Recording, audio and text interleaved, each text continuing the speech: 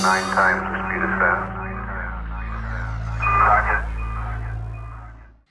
What's up, guys? My name is Emil, and I'd like to welcome you to this episode of the W201 restoration project. If you've missed all of the episodes up until now, welcome to the channel, but also, why have you missed them? Click up here to watch episode 1 and catch up to the content. In today's episode, we're putting the OM606 engine in the W201 chassis. We're going to have a look at the mounts. We're going to have a look at the space requirements. We're going to have a look at any, issues that you're going to have trying to fit this, bigger engine inside the chassis. We're going to try it with a 722.6 stock transmission. We're going to try it with the 722.4, and we're going to see which one fits best. All right. That's where we're going to stop with today's episode. Basically, we're just going to fit the engine and look at the issues. And then in the next episode, we're actually going to start finishing up all the issues, cleaning it up, rad, intercooler, brakes, all that kind of stuff. All right, so let's jump right into it. This is going to be a quick one. We're putting an engine in this car. Let's go. I've got the engine bay cleared out. We've got lots of room to work in the front here. And I've got the engine ready to go. Now, the one thing, I think it's pretty obvious that the transmission is probably not going to fit inside the car the way it is. However, I want to see what the issue is because I haven't really found any good videos or information talking about fitting all of this stuff in. So we're going to start off with something that we know is probably not going to work. And then we're going to push on with the other transmission to actually get everything set up the right way. So the first step we're going to attempt is completely stock drivetrain from the W210 as it came right out of the car. So this thing has everything on it. Okay, so this is the complete engine with the W210 mounts, the 722.6 transmission with the original starter. Right off the bat, AC compressor, which I do not plan to use. However, I'm going to keep it on for now just so we can see if it's going to interfere with anything. Stock turbo, mounts, all that sort of stuff. So this is literally the way it came out of the car is what we're going to try and do is we're going to try and push it in the chassis. The biggest obstacle that I'm fairly certain is going to happen, the tonneau is a little too small for the 722.6. I'm fairly certain of that. So right off the bat, we're going to line everything up and just kind of see where it interferes. We're going to try and see how what the difference and the issue is there in the back. And then once we're done with that, we're going to take the engine back out and then put the 722.4 transmission, which should then just line directly in. All right. So let's have a look. Step 1 would be completely stock drivetrain from the W210 into W201.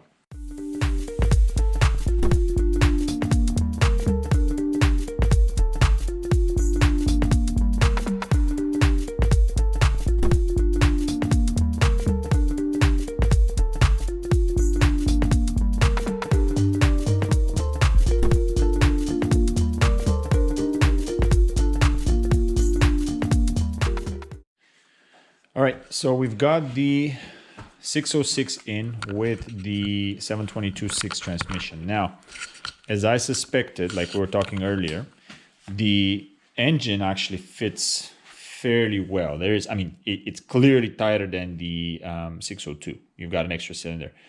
But there's enough room here for the radiator, intercooler, whatever you want to do. Actually, there's not a whole lot of interference around the engine either that I can see. It fits quite well. We've got on this side, so you can actually see quite a bit. We have quite a bit of room. Now I need to go back another inch or so because the mount here is not lined up with the hole, but that's okay. The point is that we have the room. The problem is, you can kind of see it from here, is that the engine is sitting in an angle. And the angle is because the transmission right now, okay, try and go underneath here. The transmission right now is poking down like this. Now I have it supported and we try to push it up, but because it's obviously thicker than the 722.4, it just kind of gets stuck in the transmission tunnel and doesn't really go any further. So because of the transmission can't go any further up, the engine is sitting in an angle, and we can't go any further. So I cannot straighten it out anymore. Now, I wanted to maybe get the car lifted so I can try and take some pictures underneath of where it's getting stuck, but it's actually starting to be pretty hard to do that. But you can kind of see in the back there, like we have no more room. This is it. The transmission is basically stuck in the tunnel right now, and I need to go up by at least another inch or so. And the engine has to come down. So the front of the engine cannot come down because the transmission is getting stuck in the tunnel. So there's really not much point in pushing this any further. I was fairly certain that they were going to get to that. In other words, the 722.6 can be made to work, but you're going to have to modify the tunnel. That was expected. I suspected that was going to happen. So I'm not going to waste any more time to do that. I just wanted to show you guys where the engine fits, how everything looks good. Now, size-wise, it looks like it's going to fit fine in the engine bay. Clearly it works. People have done it. So what we're going to do now, we're going to pull this back out. We're going to mount the 722.4, which is a little bit skinnier, and we're going to try and put it back in the engine bay. And at that point, we should be able to get the entire engine and transmission bolted to the car without any issues. So let's have a look at that.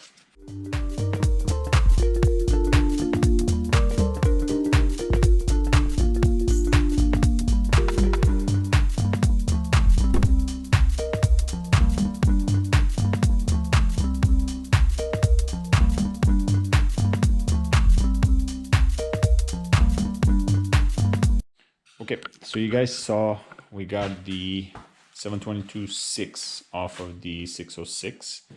Fairly straightforward, not a big deal. A couple of oil lines on the side. 6 bolts holding the torque converter to the flywheel, whatever you want to call it. Pretty straightforward, actually. Here are the two transmissions. So this is actually pretty good to see. The two transmissions side by side. So that's your 722.4. original from the W201, and that's the 722.6, the original from the W210. Now this is pretty much the same transmission that's used in a ton of stuff, including sprinters and all that sort of stuff. So good transmission. However, you can see the difference between sort of where the bell housing is. This one is quite a lot thicker. You can kind of see it there. So I suspect down here is where we were hitting the tunnel, because this is quite a lot thicker than this side. So now we're going to go ahead and mount the 722.4 to the 606, and then we're going to put the engine in the engine bay. Pretty straightforward. Let's have a look.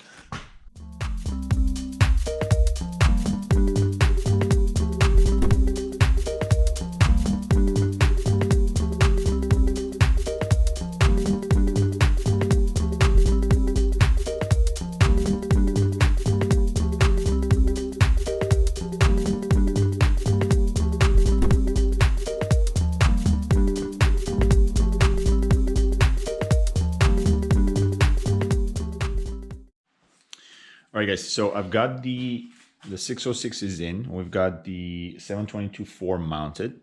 So we have quite a bit more room now, and the engine kind of levels off a little bit better. So clearly the 22.6 was a little too thick around the side there to fit in the tunnel. Now, if anybody's actually done this, please confirm, deny, comment below. Let me know if you've been able to get a 722.6 inside a standard 201 tunnel without actually modifying it. I'm having a hard time seeing how, but anyways, maybe it's possible. If somebody's done it, I'd love to know how. Now, what I'm doing right now is I'm trying to get the mounts to line up, and I seem to be having a bit of a problem. So let's have a look. So right now, down here, I've got the standard 210 engine brackets. All right, standard 210 engine brackets, but using the 201 602 engine mounts. So I had to replace those. I'm going to pull them out in a sec just to show you the difference between those and the 210 ones. But the 210 ones they've got this angle on them, whereas the 201s are flat. So these actually will not work. Now, like I said, I'll pull them out in a sec just to show you the difference, but they're not exactly the same on the mount here on the top. So they don't really work like that. So I've got the 201 mounts mounted to the 210 engine brackets, so the stock engine brackets from the donor engine. The problem is that I am as far back as I can go, engine-wise, right there. And I'm missing about, you can kind of see it, probably about an inch to line up with the actual hole for the mount. So I'm gonna pull this back out because the engine brackets from the 602 are have a different angle on them. So I think we might have to use those. So let's have a look.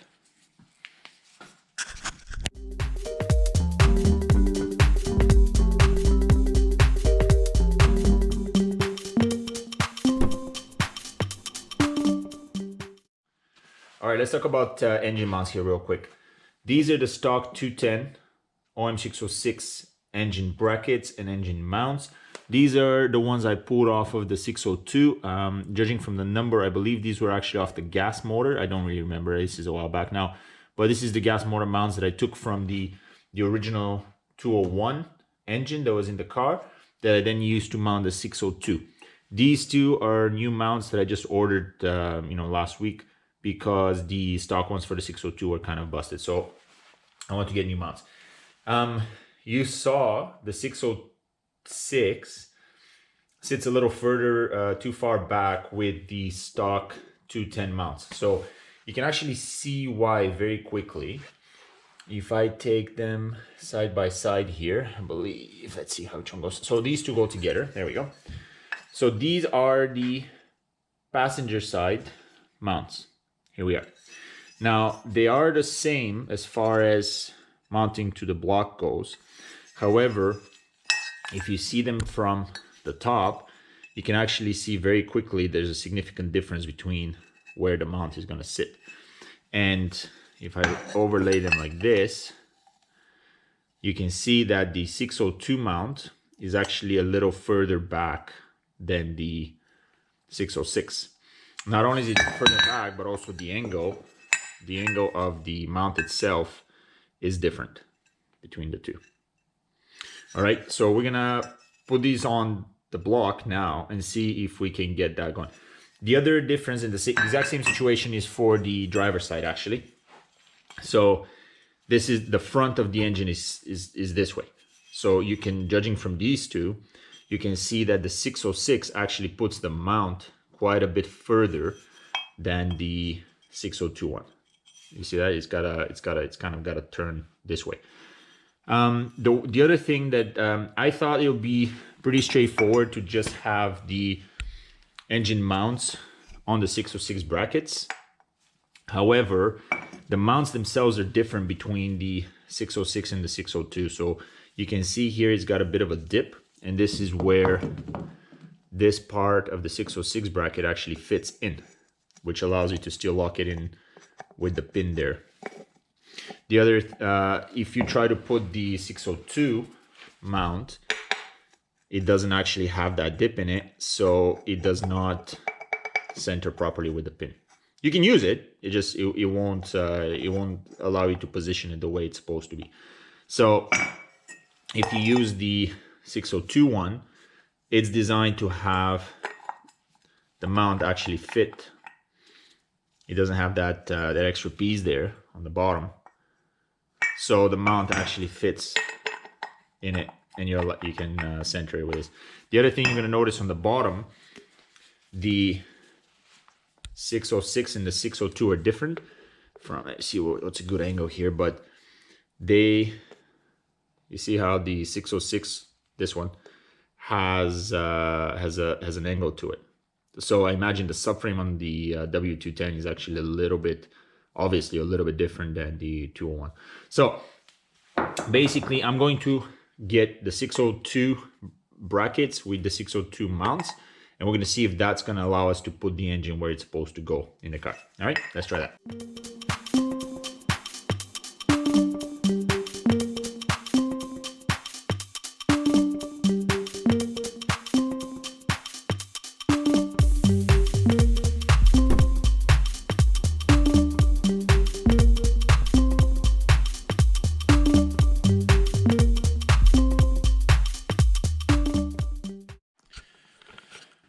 Right, so we have lots of room to the hood. Hood comes about there actually, so plenty of room to get a nice radiator and an intercooler in the front. Intercooler inlet and outlet might be a little bit on the tricky side, but maybe there's a good solution for that. We'll have a look. Let's take the AC compressor off. Let's get the fan out of here and see really, if I try to put a radiator in, how far we are.